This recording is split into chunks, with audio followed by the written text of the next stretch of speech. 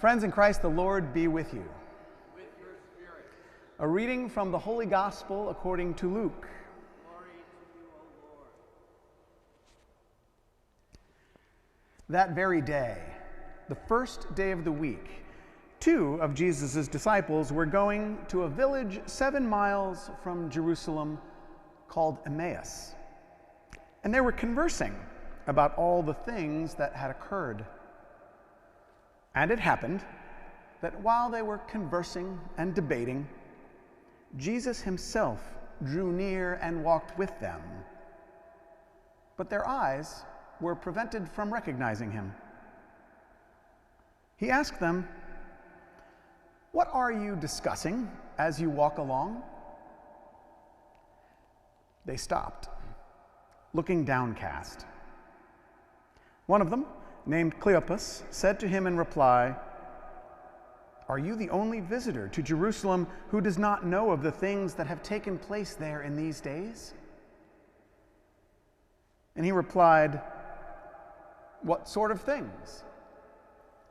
They said to him, "The things that happened to Jesus the Nazarene, who was a prophet mighty in deed and word before God and all the people. How our chief priests and rulers both handed him over to a sentence of death and crucified him. But we were hoping that he would be the one to redeem Israel. And besides all this, it is now the 3rd day since this took place. Some women from our group, however, have astounded us. They were at the tomb early in the morning and did not find his body. They came back and reported that they had indeed seen a vision of angels who announced that he was alive."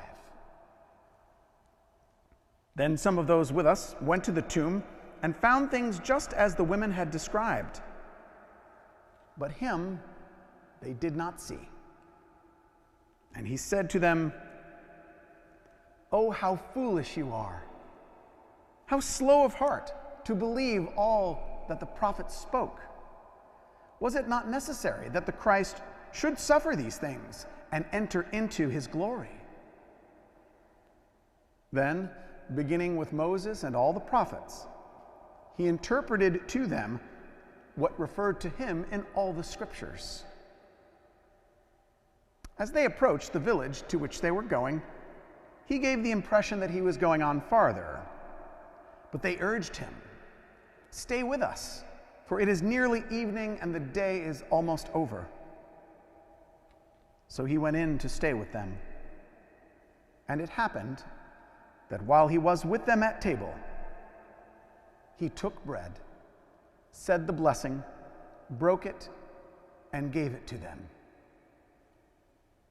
With that, their eyes were opened and they recognized him. But he vanished from their sight. They said to each other, "Were not our hearts burning within us while he spoke to us on the way and opened the scriptures to us?" So they set out at once and returned to Jerusalem, where they found gathered together the 11 and those with them who were saying, "The Lord has truly been raised and has appeared to Simon." Then the two recounted what had taken place on the way, and how he was made known to them in the breaking of the bread. The Gospel of the Lord. Praise to you, Lord Jesus Christ.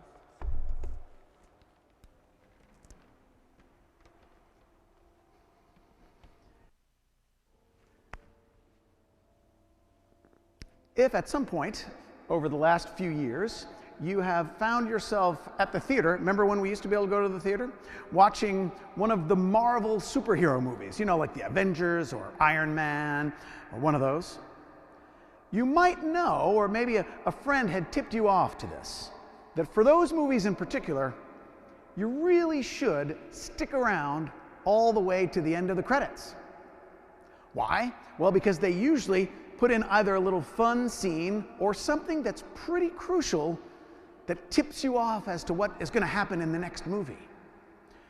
So, people stay in the theater. A lot of people stay in the theater and watch all these different names. Father Rick and I were just talking before Mass about the different titles of people that work on movies. There's way more than there used to be.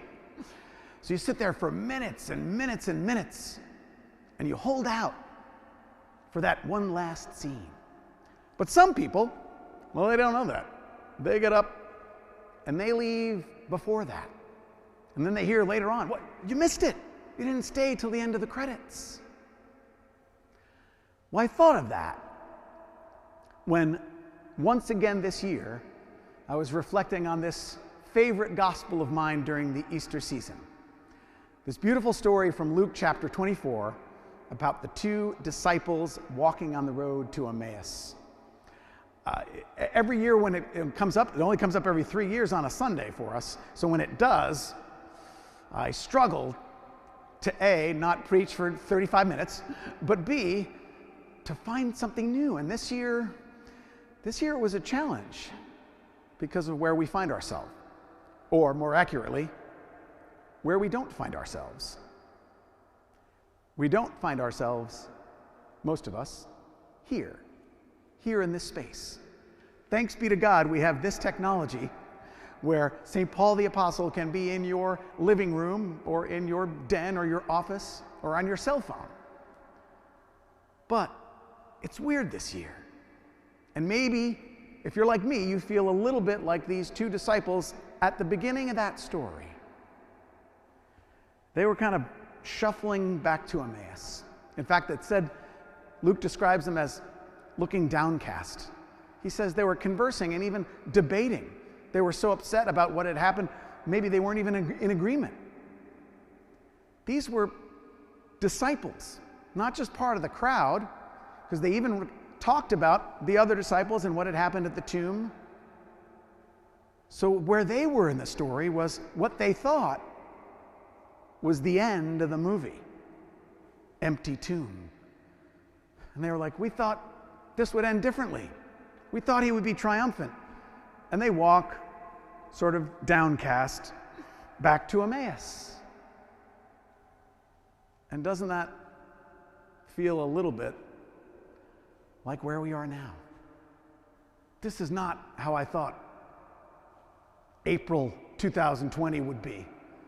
This is not the Easter ending I thought we'd have this year. I'll admit, I'm downcast. I'm shuffling my feet.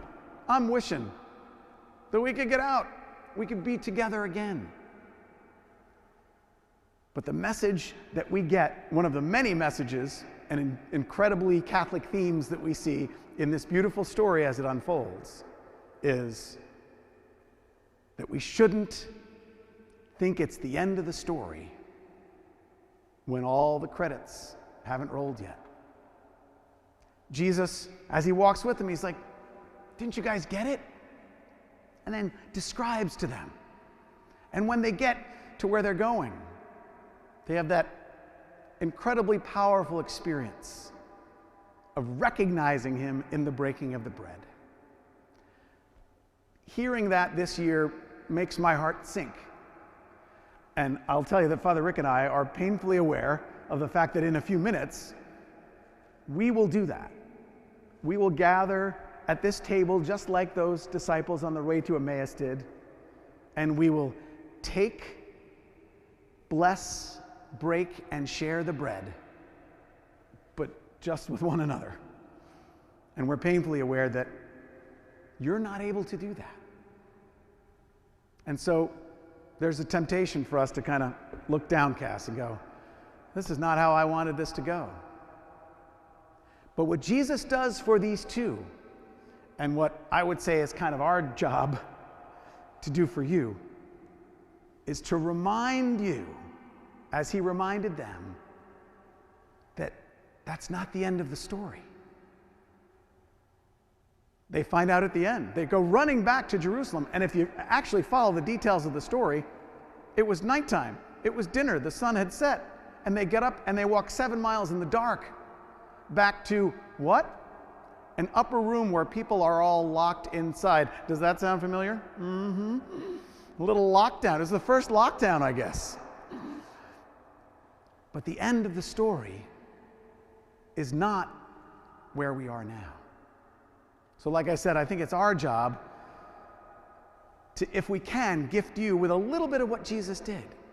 He gave them that glimpse, that moment of recognizing him before he vanished. Well, when we talk about the Eucharist, we say it's a foretaste. It's like a preview. It's like that little bit at the end of the Marvel movie where you get a little teaser of what's coming up next. That's what we say about Eucharist and the heavenly kingdom. So rather than shuffle our feet through this time and be like those two disciples that are kind of like, this is lousy. What we're invited to do this third Sunday of Easter is to have that glimpse, to wait around for that little scene at the end of the credits, to visualize. When I was the chaplain to a college football team, back when they played football, years ago, one night right before the game, I stumbled upon one of the players in like a conference room all by himself. And I thought he might have been praying, so I quietly walked by, and then he said, "Oh, hi, Father Dave." And I said, "Oh, what were you doing?" And he said, "I was visualizing." I'm like, "Well, visualizing what?" And he said, "Visualizing me catching the ball tomorrow." I'm like, "Oh, does that really work?" He's like, "Yeah, it does." So as I stand here right now, what I look at is empty pews. But what I'm visualizing is a full church. Maybe 6 feet apart, I don't know how it's going to work. But people here, gathered around.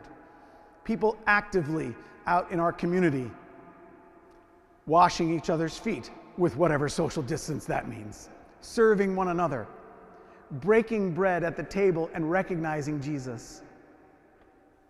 And I invite you to visualize yourself at the end of all this, having the experience of those two disciples, in the breaking of the bread, to have that glimpse of what is promised. Because we got to be careful in this time of quarantine not to walk out of the theater before the credits have rolled. Because what comes at the end is Jesus gathering us together around the table for this powerful moment of breaking of the bread that gives us even a glimpse into the heavenly kingdom. That is what we are promised. So today, you and I are on that road. And maybe we don't recognize Jesus as easily as when we're in church. But the promise we have today on this third Sunday of Easter is that we will gather around the table once more. And our challenge during this time of quarantine is find ways to visualize that in prayer, in the scriptures, while you're watching this. To go through the motions and the rituals as you're watching the Mass on TV, to spend some maybe more time than you typically do in prayer, the time you might spend commuting or walking around. But to not get stuck at that place that the disciples were, shuffling their feet and going, this is not what we wanted. It's not. But the ending is coming. Don't leave before the end of the credits, because then is when we will gather together and recognize Jesus together around the table of the Lord.